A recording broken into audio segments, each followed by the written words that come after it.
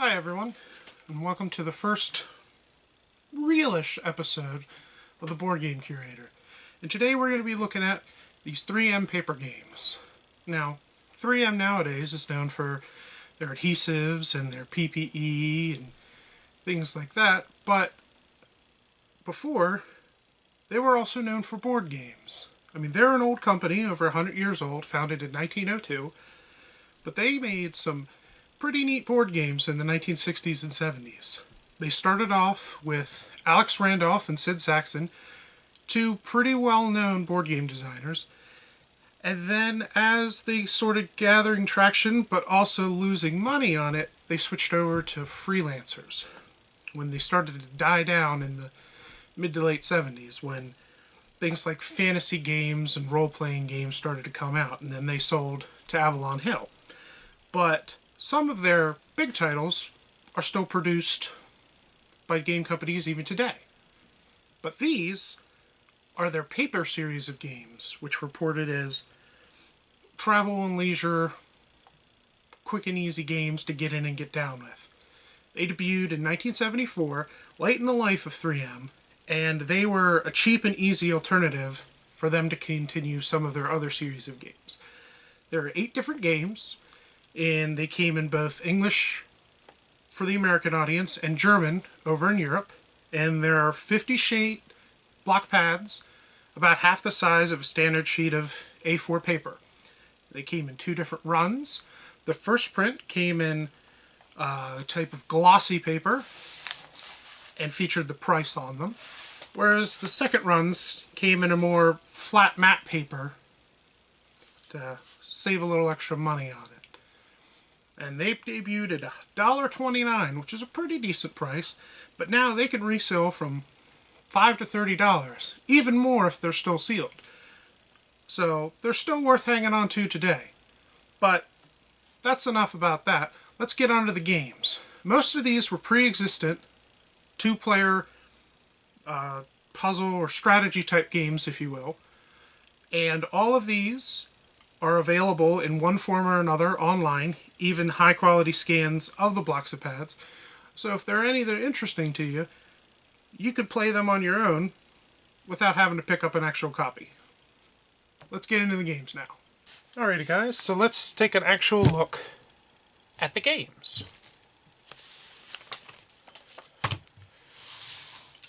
So first up, we've got Naval Battle, or in the German version, it's known as Schiffe versenken. And this is a pen and paper version of regular old Battleship. Most people know Battleship. There's just 2 minor differences with these. First is that the ships are a little different, as you can see here. The 5-space long ship is the Battleship, the 4 is the cruiser. There's 2 destroyers at 3 space, and then there's 2 submarines at 2 spaces. So overall, you get an extra ship as opposed to standard battleship. The other difference is that each turn you get here, you get to fire as many shots or take as many guesses as whatever the size of your largest ship is. So if you still have your battleship, you get to take 5 shots each turn. But other than that, pretty simple. Standard stuff. Next up, we've got 3-dimensional Tic Tac Toe. And this is a paper version of actual 3D Tic Tac Toe, or better known as Cubic when it debuted in the mid to late 1940s.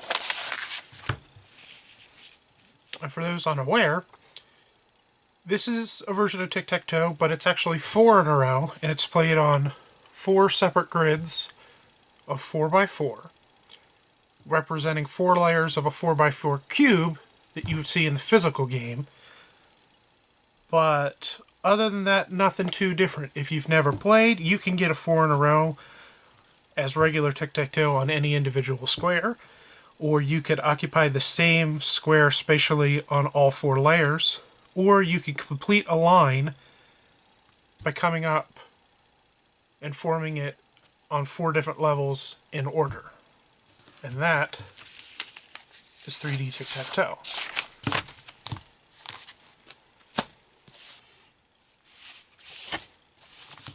So next one up here, we've got Hex. And Hex is another game that was actually invented in the 40s by a Danish mathematician. And Hex comes in a variety of shapes and sizes, but it's usually this type of rhombus shape, and in this case, it's an 11 by 11. Now, smaller versions of the games have actually been solved, but once you get to this size and larger, they haven't quite been solved yet. Although there is a distinct advantage for whoever goes first. And modern versions of the game usually have some distinct rules for how the first couple turns go out to help balance it out. For those of you who don't know, players take turns placing a marker, in this case X's and O's, on any space in the grid with the ultimate goal of making a continuous line, uninterrupted, of your X's or O's across the board from your two opposite sides. And that is Hex.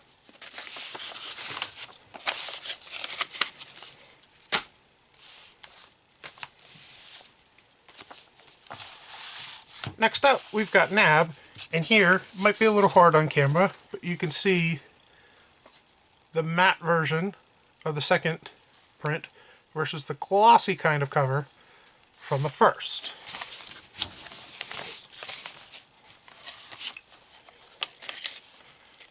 So Nab is a version of Nim, and Nim coming from the German word nehmen, meaning to take. However, Nab, when printed in German, is still called Nab for the 3M version at least. Nab, or any other form of a Nim game, the goal is to gradually remove pieces in a preformed order to force your opponent to remove the last remaining piece. And there's usually a specific rule or set of rules on how and where these pieces can be removed. In this particular example, there's 15 circles in an equilateral triangle, or pyramid if you will, and the players are going to take turns crossing out circles in a straight line, but in a straight line only, meaning so the largest you can take at one time would be taking 5 off of one of the outside edges. Unlike most versions of Nim, however, the strategy comes from matching the moves of your opponent in an odd or even, depending on who takes the first turn and how it's set up. This one's more complex, as players are able to draw their lines in a random kind of fashion, as you can see in the examples through here, as opposed to going in a specific area within the grid. But as far as games of Nim go, this one's pretty interesting.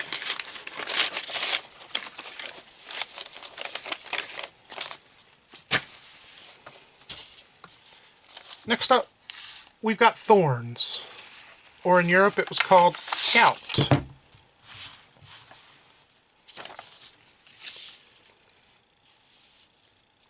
And Thorns is a variation on Hex. In this version, the grid is a tessellation of squares with little triangles on all 4 of the edges.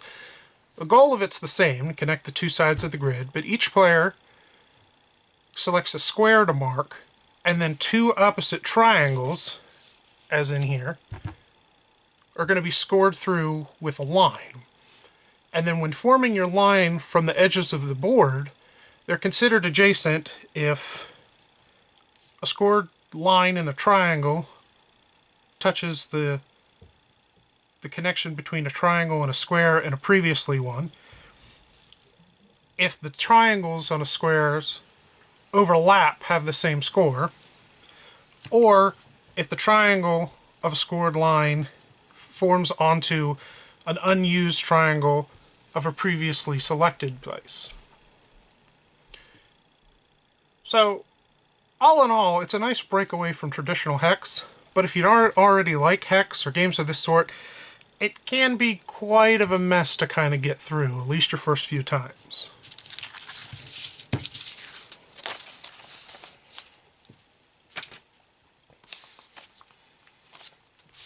Next up, we've got Hedron.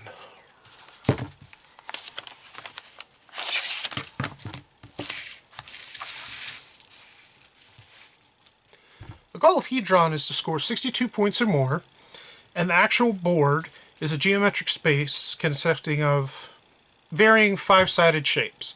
Each turn, players are going to alternate marking a line within the overall shape, and when a particular 5-sided area has 3 sides marked by the same player, they get to capture the scape and are awarded the points that are printed within it. For example, this one is worth 5. This one's a relatively simple game, but it's actually pretty fun compared to some of the others. If you ever do get your hands on this or choose to play it at home, I recommend that after you get used to it, you can try moving the values around, or even writing in your own values. Just the goal of 62 would be different. You would have to do the majority of how you laid them out, or just play until they're all claimed, because this is quite a quick playing game, as most of these are.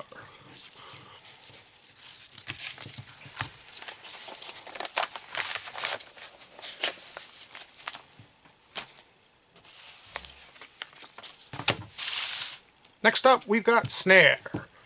Snare, also called Lasso for the European market, is played on a 9x9 checkerboard style grid with black squares with little circles in them.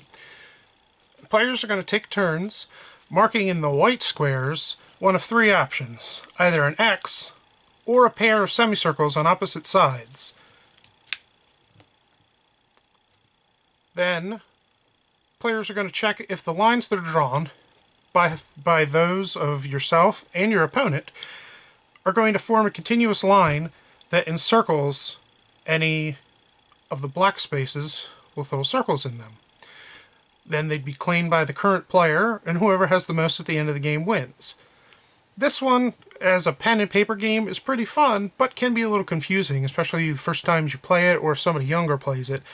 So it's suggested that you kind of color it in to see what all you've got going on there and see how much of the board is still available to play.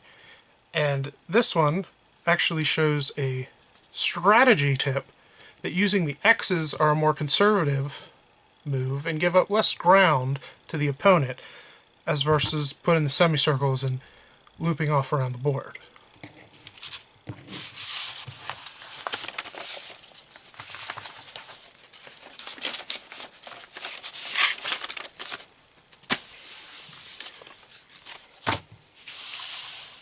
And last but not least, we have Plasm. The goal of Plasm is to be the first player to get 51 points, the majority of points that are available on the grid. There's a number of pentagons surrounding some 5, 3, and 2-pointed shaded stars. Players are going to take turns picking a pentagram, and then after your first turn, each pentagon that you place your mark into has to be adjacent to one that's already been marked. However, if you would come to a situation where you have been completely surrounded, such as in the example here, you would be able to bump to an open side of the board, continue playing as if it was your first turn. When any of these shaded figures are completely surrounded, the person who picked the last pentagon around it is going to score points, either 5, 3, or 2, based on how many points the specific shape has. And that was Plasm. Alrighty, so that was the 3M paper game series. And for anyone that's interested in any of these, I'll put them up on screen somewhere and rank them, at least in my opinion. So I hope that was interesting, or at least informative for any of you that haven't ever seen these, or maybe would like something new to try. Feel free to let me know what you think in the comments below. I hope to see you in the next video, but until then, have a good one.